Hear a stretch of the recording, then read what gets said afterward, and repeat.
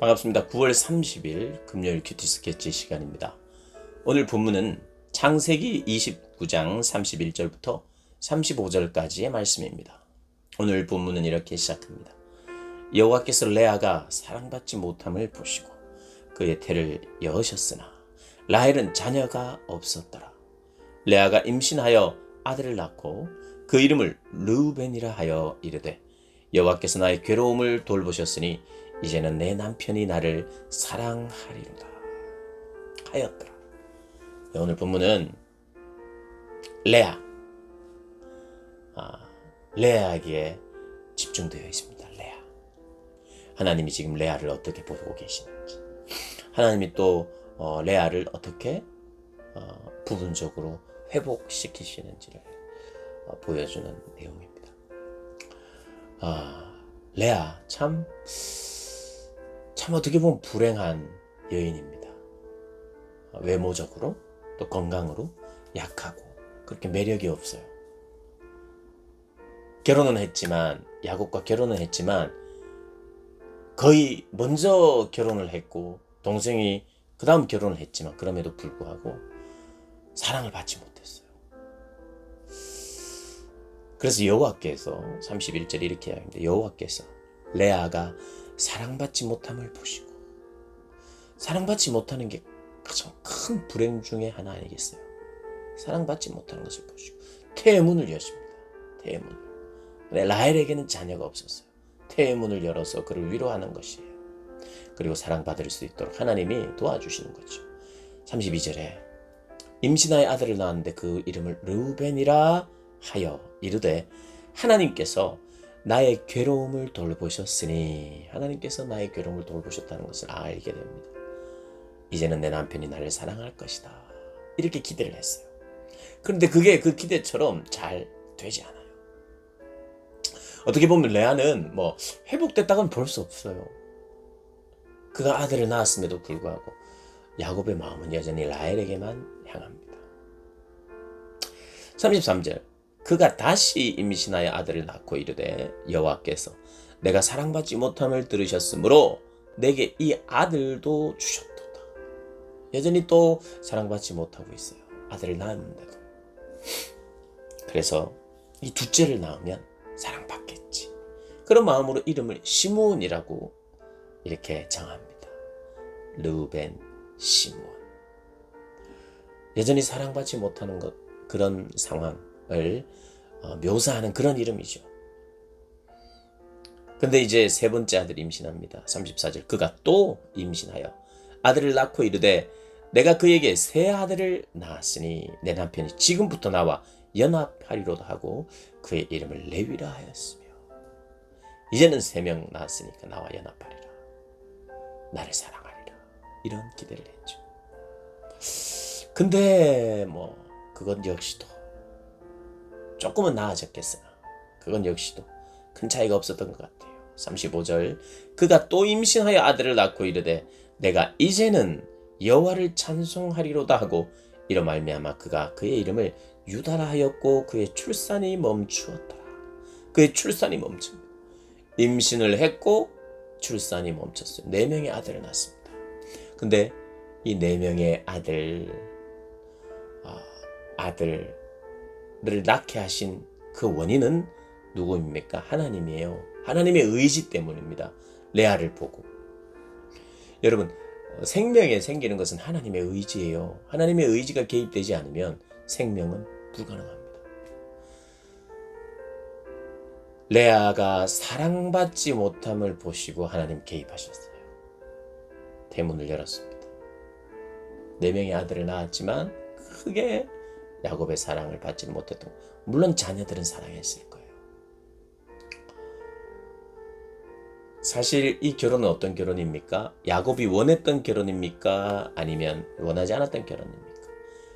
원하지 않았던 결혼이에요. 야곱은 전혀 원하지 않았어요. 오히려 레아인 것을 알고 부들부들 떨었겠죠. 속았다. 내가 속았다. 레아도 믿겠죠. 그의 아버지 라반도 믿고, 그리고 곧대로 들어와서 나와 결혼을 한 레아도 믿겠죠. 그래서 결혼 후에도 출산 후에도 그렇게 사랑하지 않았던 것 같아요. 근데 여러분, 하나님의 묘한 섭리가 여기에 있습니다. 원하지 않았던 결혼이에요. 그런데 원하지 않았던 결혼, 그 결혼으로 말미암아 아들을 낳았는데 제사장직, 이스라엘의 제사장직을 감당하는 아들이 나왔어요. 이스라엘에게 있어서 제사는 굉장히 중요합니다. 너무나도 중요하죠. 제사. 근데 제사직을 담당하는 가문의 자손, 가문의 선조가 되었어요. 레위. 그 누구의 아들입니까? 레아의 아들이에요. 하나님은 또 어떤 면으로는 이런 식으로 위로를 하세요. 자녀가 사랑받지 못하는 것을 보고 하나님이 개입하십니다. 그 다음 유다는 누굽니까? 유다 지파 다윗이지요. 예수님도 유다 지파에 속하지요. 왕직이잖아요. 왕직. 이스라엘의 왕과 제사장은 가장 중요한 직분입니다. 그런데 그 가장 중요한 직분을 누가 차지하느냐? 레아의 아들들이 차지해요. 참 이게 놀라운 하나님의 섭리입니다. 원하지 않았던 결혼. 야곱도 속아서 어떻게 보면 자기의 과거에 대해서 회개하도록 만드는 하나님의 상황인 것 같아요. 그래서 결혼 후, 출산 후 그렇게 사랑하지도 않았던 것 같아요.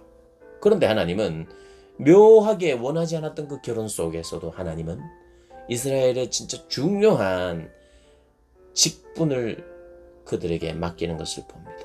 이스라엘의 역사와 기원이 될 수 있을 만한 제목들, 그런 인물들이 레아를 통해서 하나님 주시는 것을 보게 돼요. 여러분, 원하지 않았던 일들이 또 속아서 나에게 벌어진 일들 있을 수 있어요. 하나님은요, 다 보고 계십니다. 그걸. 하나님 다 보고 계세요. 그래서 자녀를 낳지 못해서 사랑을 받지 못하고 있으면, 자녀를 낳지 못하고 있으면 하나님 보고 계세요. 그리고 위로하시고. 야곱은 전혀 원치 않았던 결혼이지만 하나님은 그 레아를 통해서 걸출한 인물을 내는 것을 보면서 우리는 다 알 수 없는 하나님의 놀라운 섭리를 오늘 본문에서 보게 됩니다. 여러분, 그래서요, 하나님은 나의 실수도 그렇고요. 야곱도 실수했잖아요. 실수하고 잘못해서 도망 나온 거잖아요. 이것이 만약에 실수도 안 했더라면, 순종하면서 잘 살았다면 이게 도망자로 올 필요가 없어요. 자기 실수 때문에 자기가 누군가를 속여서 도망했습니다. 그런데 그곳에는 어떤 일이 또 기다리고 있냐 하면, 물론 그곳에 안전하게 도착을 했고 하나님이 인도하신 것도 맞아요. 그런데 그곳에서 어떤 일이 벌어집니까? 속았어요. 속는 일이 벌어집니다. 여러분, 속아서 결혼했고요, 속아서 일했어요. 인생에 있어서 가장 중요한 두 가지, 도망자의 신세로 그것을 하기 시작했고, 그리고 어떤 면에서는 급기야 일도 얻었고 아내도 얻게 됩니다. 그런데 둘 다 어떻게 되느냐? 내용을 보면 속으면서 일했고 속아서 결혼했어요. 그런데 하나님은 니도 속였고 너도 속임을 당하고, 그런 와중에 하나님 어떤 일을 하시느냐? 당신이 계획하신 일을 여전히 하고 계세요. 그게 우리가 다 알 수 없는 섭리예요. 잘 못했기 때문에, 속였기 때문에 하나님이 그 속은 것을 바로 축복한 건 아니에요. 속은 건 속은 것대로, 속인 건 속인 것대로 하나님이 우리로 하여금 깨닫게 하시고 회개하게 하시고 돌이키게 하시고, 또 하나님은 하나님의 일을 여전히 하십니다. 그래서 내가 잘못했기 때문에 삥 둘러가는 것도 있어요. 그런데 하나님은 그럼에도 불구하고 선을 이루시는 거예요. 오묘하죠. 묘하죠. 그래서 이것을 하나님의 섭리라고 합니다.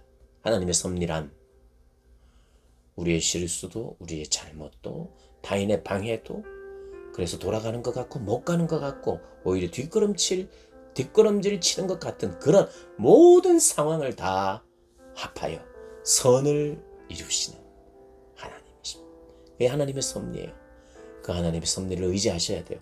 그래서 우리가 잘못된 길로 갈 수도 있습니다. 속여서 가는 길도 있고 속아서 가는 길도 있어요. 그런데 여러분, 하나님이 누구인지 알면 속은 인생도 속이는 인생도 실수한 인생도 실패한 인생도 하나님은 다 그것을 하나님의 선을 이루는 재료로 사용할 수 있다는 거 여러분 반드시 기억하시고, 그 하나님 앞에 내가 붙들려 있기를 바라야겠죠.